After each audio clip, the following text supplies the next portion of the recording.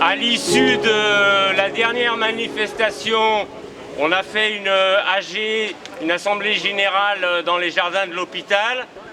On avait émis l'idée d'aller rencontrer le préfet, puisqu'on avait déjà rencontré 2 fois la sous-préfète, d'aller rencontrer le préfet et de lui remettre des pétitions pour le retrait de la loi. Donc en début de semaine, le collectif s'est réuni et a pensé que le délai était un peu court pour réunir suffisamment de pétitions pour aller interpeller le préfet. Donc aujourd'hui, on fait juste un petit rassemblement comme ça de prise de parole et on invite tout le monde à aller faire signer des pétitions partout ici sur le marché, mais autour de chez lui, au boulot, dans le village, etc. Donc il y a des personnes qui ont déjà la pétition, qui peuvent la distribuer. Sans ça, on doit pouvoir la télécharger, etc. Donc l'objectif aujourd'hui, c'est de ramener le maximum de pétitions pour les apporter au préfet et pour les apporter aussi aux parlementaires qui vont avoir à se prononcer sur le vote de cette loi inique. Voilà, donc faites signer. Mais je suis là avec le masque quand même, parce qu'il faut écouter les consignes de notre cher président et de la clique qui est autour. Mais non, en plein air, ça sert à rien. Ah, en plein air. Alors en plein air. Il paraît qu'en plein air, ça sert à rien. Ouais, Sur un marché de plein vent, voilà. Voilà. Attention, oh là là, vous allez couper le plan là. En pleine émission. En pleine émission de télé. Oh là là là là. Bon. Pourquoi je suis là? Parce que dans quel monde on va nous faire vivre là? Donc là, toutes les mesures qui ont été prises contre la culture. On veut un monde de culture, on veut un monde humain, on veut un monde de relations, on veut un monde basé sur l'être et pas sur l'avoir. Voilà, là c'est vraiment la quintessence de ma pensée. Et l'être, c'est avec les relations, avec les échanges, avec la créativité, l'inventivité, l'imaginaire. Voilà. Et pas que le fric. Voilà. C'est clair. Et Rural TV, je connais pas, moi qui suis parisienne, donc ça va être une grande découverte. Bonjour à tous les ruraux. Voilà. Ça va qu'est-ce que tu penses? Justement, tu parles de culture. Ah oui. Il y a plus de monde dans les supermarchés que dans les cinémas. Ouais, c'est triste. Est-ce que c'est normal? Puisqu'ils sont fermés. Bien sûr que non, ça correspond à ce que je viens de dire.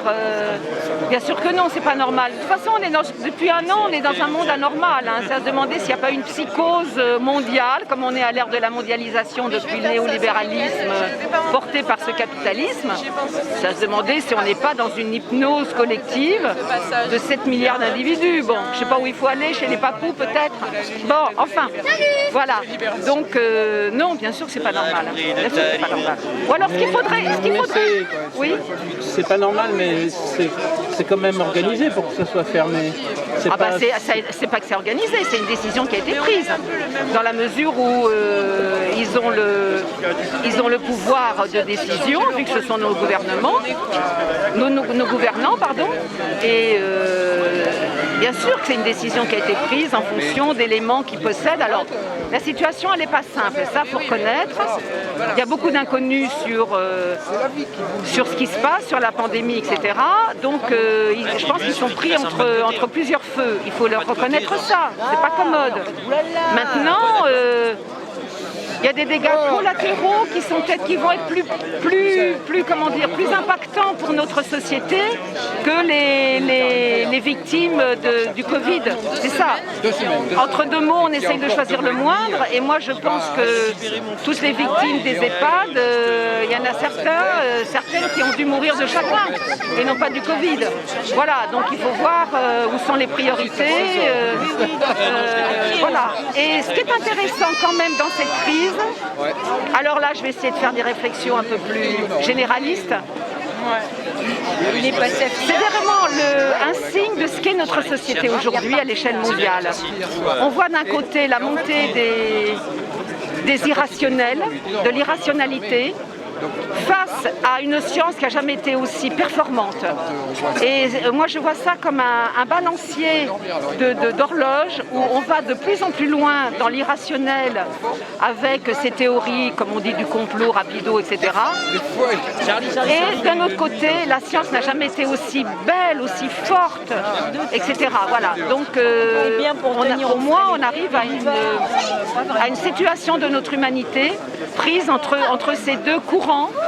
Et moi, je suis pour que la raison domine, gagne, si on peut dire.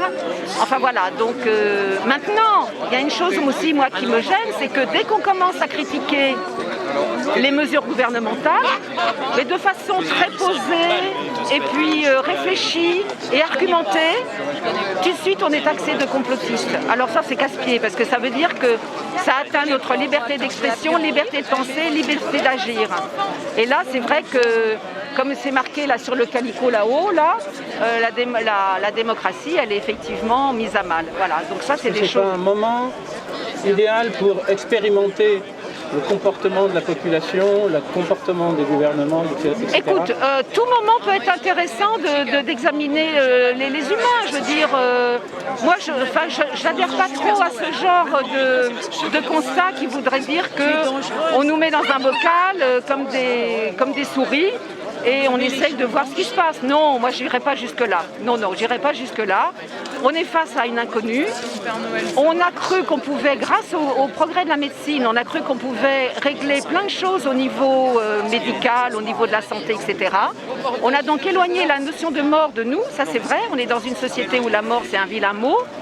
Et donc, on est là confronté à quelque chose auquel on ne s'attendait pas. Donc, il y a un moment de sidération, d'étonnement. Et je crois que c'est ça qui ouvre la porte à tous à l'irrationalité. Et je crois qu'il faut raison garder. Donc, voir un petit peu les éléments. Non, je ne crois pas que ça soit... j'ai entendu certaines thèses qui disaient que ça permettait à l'humanité de voir et de pouvoir après, à l'échelle mondiale, nous mettre tous en cage ou sous le boisseau. Non, je n'y crois pas. Il y a beaucoup trop de ressources, de vie pour imaginer une chose pareille. Pour moi, et pourtant, les comportements des gens changent. Mais oui, mais c'est bien, ça reste vivant. Ça reste vivant. Heureusement que les comportements changent et qu'on s'adapte en fonction des choses. Sinon, on serait quoi ? On serait morts. Par exemple, on retrouve des phénomènes de dénonciation qu'on a... Évidemment, mais parce que ça, c'est forcément humain. C'est humain. Alors évidemment, c'est triste, c'est évident. Mais c'est terriblement humain. Alors, il y a effectivement ce phénomène de dénonciation, comme il y a des phénomènes aussi de solidarité qu'on n'imaginait pas. Et ben voilà, c'est dans l'humain. Dans l'humain, il y a aussi bien des choses belles que délétères et regrettables, tout simplement. C'est ça qui fait le vivant. Et je crois qu'il faut être conscient de toutes nos ressources. Et là, une petite manif d'ici à Figeac, bon, on n'est pas nombreux, mais à l'échelle de d'autres pays, c'est intéressant de voir qu'il y a quand même ce ressort qui n'a pas eu lieu au moment du premier confinement, où on était tous dans une espérance du monde d'après. Ce monde d'après, aujourd'hui, il s'avère être plutôt infernal que paradisiaque. Voilà. Donc, on est dans des réactions qui me paraissent saines. Il faut réagir. Il faut réagir. Voilà. Merci. Un petit sourire sans masque, peut-être, avant ? Le sourire de la fin. Allez, bon courage à tous. Merci. Couvre-feu, 18h, 20h. C'est à quelle heure le couvre-feu ? Ça change tout le temps, comme tout le reste, sur la crise environnementale devenue sanitaire, devenue totalitaire. Donc aux dernières nouvelles, c'est mardi de 20h à 6h du matin. Ce qui est intéressant de noter, c'est qu'il y a eu quelques couvre-feux au premier confinement dans quelques grandes villes. Avant, on remonte à, 10 ou 15 ans, où il y a eu du confinement, j'ai envie de dire, contre les jeunes dans quelques banlieues de métropole.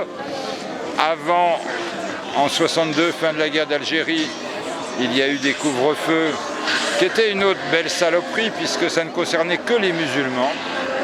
Mais finalement, un couvre-feu sur l'ensemble de la France, comme on va avoir à partir de mardi, ça remonte à Pétain 1943. J'ai rien d'autre à dire sur le sujet. Si, quand même, on peut développer, non ? Oui, d'accord, je veux dire que c'est quand même hyper grave, quoi. Oui. Pour moi, Macron égale Pétain. tout simplement. Oui, mais c'est quelqu'un qui... Voilà, regardez le 20h à la télé quand même, parce que 20h ça permet d'être devant la désinformation globale des médias mainstream. Bon, l'autre sujet hyper grave, quoi, c'est le recul, une fois de plus, de l'ouverture des cinémas, des théâtres, des musées, des expos. Qu'est-ce que ça veut dire quand les supermarchés sont pleins à craquer, le métro aussi, les trains, et la culture, non. C'est gravissime. Qu'est-ce que c'est que ce recul? On n'est plus en démocratie, là. Mais ça resserre le champ des libertés, là. Ça veut dire consommer et taisez-vous. Consommer et taisez-vous, mais pas des choses qui ouvrent l'esprit. Je vois d'autant plus que les cinémas et les théâtres s'étaient préparés hyper bien, avec la distanciation physique nécessaire pour éviter les contaminations, etc. Chose qui n'est absolument pas respectée dans les grandes surfaces, dans le grand business, dans le Black Friday et tout ce consumérisme. Mais la culture, non, il n'y a plus droit. C'est grave, c'est très très grave. C'est un lieu de pensée. Voilà. Mais il ne faut pas penser. Il faut regarder le 20h et se taire. Donc c'est une dictature qui est en marche. J'emploierai pas encore ce mot-là, mais on s'en rapproche. À ce rythme-là, on va se rapprocher de la Chine, etc. Oui, on y est. N'oublions pas qu'ils ont commandé 670 drones pendant le premier confinement, qui sont en train d'être livrés. On embauche dans la police, mais nulle part ailleurs. Enfin, qu'est-ce que c'est que cette France-là? Moi, je ne la reconnais pas du tout. Et pourtant, c'était la bienveillance au début du mandat de Macron. C'est ce qu'il avait promis. Est-ce que ça ressemble à de la bienveillance ou à de la surveillance? C'est plutôt de la surveillance généralisée, des caméras qui s'installent partout, y compris à Figeac d'ailleurs, il y en a 15 en service, je crois qu'ils veulent en mettre 27 en tout, enfin plus tard il y en aura plus encore certainement. Regarde ce petit rassemblement, on n'est pas très nombreux, chaque samedi il y a plus de gendarmes et de policiers, qu'est-ce que ça veut dire? Ils ont peur ou quoi? L'État a peur d'un rassemblement avec 100 ou 300 personnes à Figeac? Qu'on nous mette autant de flics autour de nous, ça n'a pas de sens. C'est une façon de mettre la pression. Voilà. Et les manifs plus grosses comme à Paris, Toulouse, il y a quelques jours, les gens sont immédiatement gazés, quoi. Après on va dire que c'est les Black Blocs, mais c'est juste faux. Je vois que tu es en colère. Je suis en colère, je reste en colère. Et la colère est quelque chose, je crois, d'assez sain. Jusqu'au bout.